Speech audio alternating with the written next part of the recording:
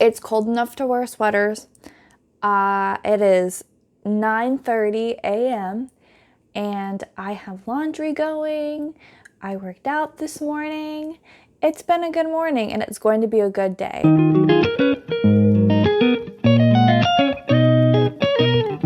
Hello, people of the internet.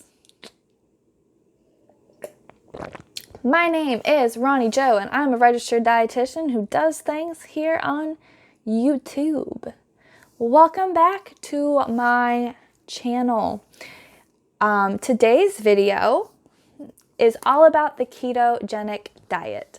I get a lot of questions about the ketogenic diet and I really wanted to cover it and hopefully answer some questions and go into some science about it and, give you information so that you can decide if the ketogenic diet would be a good option for you. And talk about the history, what it is, why it's so popular, what actually happens to your body when you are on the keto diet, pros and cons of the keto diet, and then, of course, my thoughts as a dietitian.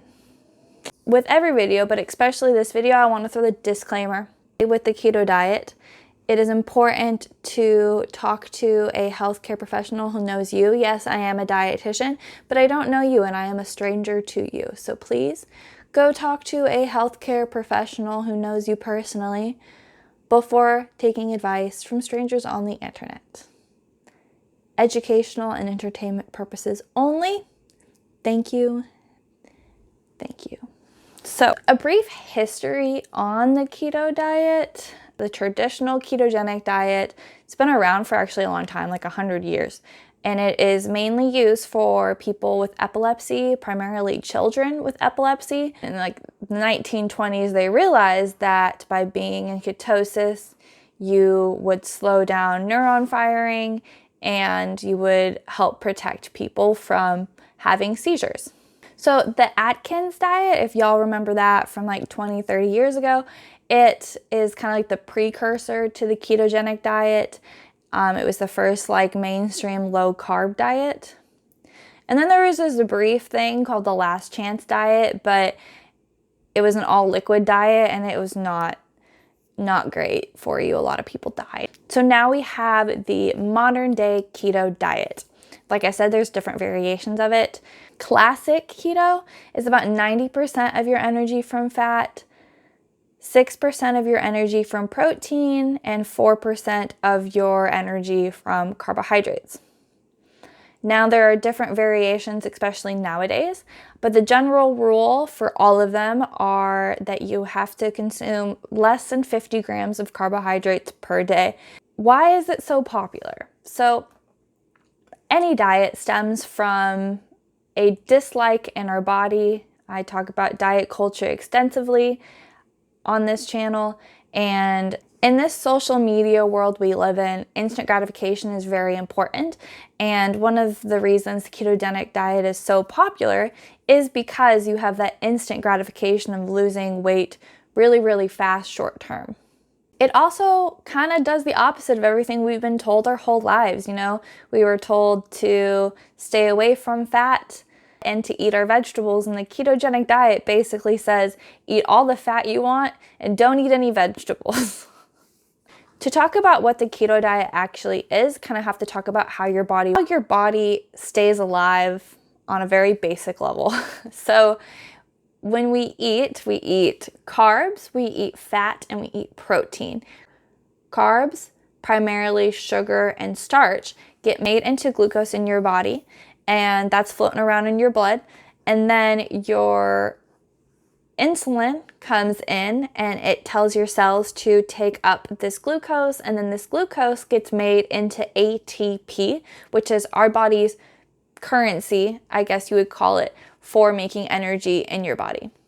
And your body really tries to maintain a level of blood sugar so that your cells can have access to energy so that you can function. So with the keto diet, you're depriving yourself of these carbohydrates, of this glucose, and so it's essentially causing a starvation mode in your body. And so I'm going to talk about what happens to your body when you are going through starvation. The first 3 to 4 hours after a meal, you have used all of the glucose that you have ate, and now we have to use stored glucose, known as glycogen. And so glucagon, which is basically the opposite of insulin, it tells your muscles and your liver to release that stored glucose so that we can use that for energy. And meanwhile, because there is a rise in glucagon, your liver is going to start oxidizing fatty acids so that you can make acetyl-CoA, because we can use acetyl-CoA later for energy. So this lasts for about 1 day, and then after a day you have depleted all of these glycogen stores, and so your body has to make glucose out of other things. And this is called gluconeogenesis, the making of new glucose.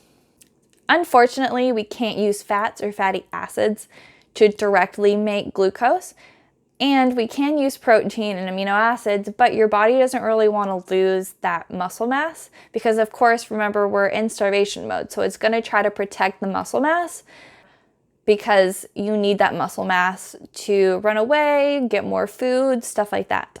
And so your body will use things like lactic acid and glycerol and some amino acids to maintain this level of sugar in your blood. All the while, during this process, acetyl-CoA is still building up from the oxidation of fatty acids. When we get to day about 2 or 3, we have kind of exhausted all of our other options of gluconeogenesis, and so we start shifting to that acetyl-CoA.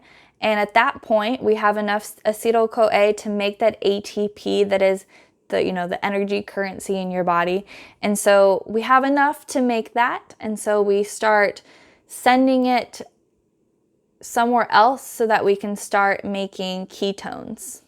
And this means that your body is now in ketosis and is primarily running off of ketones for energy. This is the process of starvation, right? But this process also happens when we eat less than 50 grams of carbohydrates per day.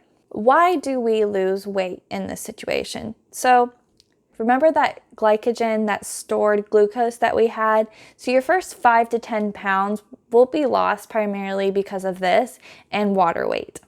By going into ketosis, you halt the fat and sugar storage. So you're not storing any more sugar because you're not eating enough sugar, and you're not storing any fat because you're using this fat to make energy. And you also have appetite suppression because remember, ultimately you have to be in a calorie deficit to lose weight. So there are some pros to this whole process. There's a lot of emerging research because of the popularity of the diet. So we're getting a lot of research to show what happens when your body is in prolonged ketosis and things of that nature. People anecdotally shared that they have mental clarity. However, studies have shown that this mental clarity might be from a decrease in the processed sugar and overall just mindfulness of eating patterns. There are some antioxidant and anti-inflammatory genes that are activated by certain ketones that are produced during ketosis. And there are some improvements of some symptoms and sugar-related ailments, such as epilepsy and diabetes. However, there are a lot of cons to this diet. The decreased insulin levels, because glucagon, remember, is high, and so that means insulin is going to be low because glucagon and insulin have an inverse relationship. So the decreased amount of insulin can lead to headache, can lead to fatigue, and tachycardia or a really fast heartbeat.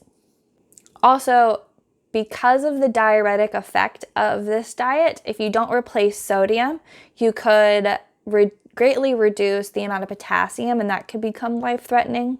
Because you don't have any stored glucose, you don't have any glucose for exercise in general, your ability to perform strenuous exercises is greatly diminished as well. You have decreased muscle mass because you can't practice strenuous exercise, which decreases your metabolism overall. which means you'll burn less calories over time. Your body is working harder to produce energy because, remember, glucose is its favorite and easiest form of energy.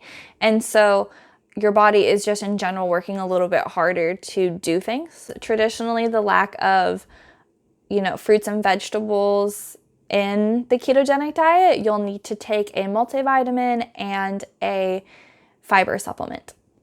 The nature of the keto diet is it's very high in fat. And so when you're eating a lot of fat, usually you're eating a lot of cholesterol. And studies have shown that people on the ketogenic diet do have elevated lipid profiles. So research-wise, we don't have a lot of research to show what happens after a very long time of being on the keto diet. There are not really any negative effects to being in ketosis long-term, as we have seen with epileptics and people with diabetes. Being in this ketosis state is very beneficial for them. We don't have a lot of research to show what happens to normal, healthy individuals. So we're going to need a lot more research on that. So my thoughts as a dietitian, in general, I suggest people don't try the keto diet just because of all the negative side effects it can have on you. Of course, every person, every individual is different. And that is why I really encourage you to talk to your primary care physician or your cardiologist about the keto diet if this is something you want to try. Make sure it is appropriate for you, because there could be a lot of things going on with your body where a diet like this could be very, very harmful to you. Also, I would encourage you to work with a dietitian too to make sure you're doing a very structured and well thought out version of the keto diet, because there are some versions out there that when you do them by yourself without medical supervision, you can pose great risk to your body and to your mind and to, your whole system. Overall, I would say that the ketogenic diet is one solution to short-term weight loss. Long-term, a lot of studies showed that it has basically the same effects as every other weight loss diet. Remember, you have to be in a calorie deficit to lose weight. But the new research coming out is really cool. Maybe in 10 years, I'll be saying something different about the ketogenic diet. But right now, we just don't have a lot of studies to show that it is more beneficial or sustainable than other weight loss diets. For most normal, healthy individuals, I do recommend a diet that is lower carb, not quite keto level. I also don't like counting macros as a dietitian. I think it can lead to more of eating disorder behavior, and then you get more into the diet culture side of things. But a lower carb diet, because when you have a lower carb diet, you're in general eating less overly processed carbs, and we know that fiber helps with your lipid profile, and then you get fruits and vegetables and whole grains, which all have very important nutrients for your body to run and function as it needs to. And that is why you need like a fiber and a multivitamin supplement during when you're doing the ketogenic diet, because it lacks those high fiber and high nutrient fruits, veggies, and grains. Again, please talk to your primary care physician and a cardiologist, if you have one, about if the ketogenic diet would be beneficial for you. And then please see if they can reference you to a dietitian to make sure that you are doing the diet structured and doing the diet healthfully. Because I noticed, at least from people that I have talked to, where their doctors have suggested they go on a ketogenic diet, that they haven't really given them any guidance. So if you can talk to a dietitian or ask your doctor to reference you to a dietitian so that they can help you very specifically figure out what will work best for you, I think that will be the best way to do the ketogenic diet.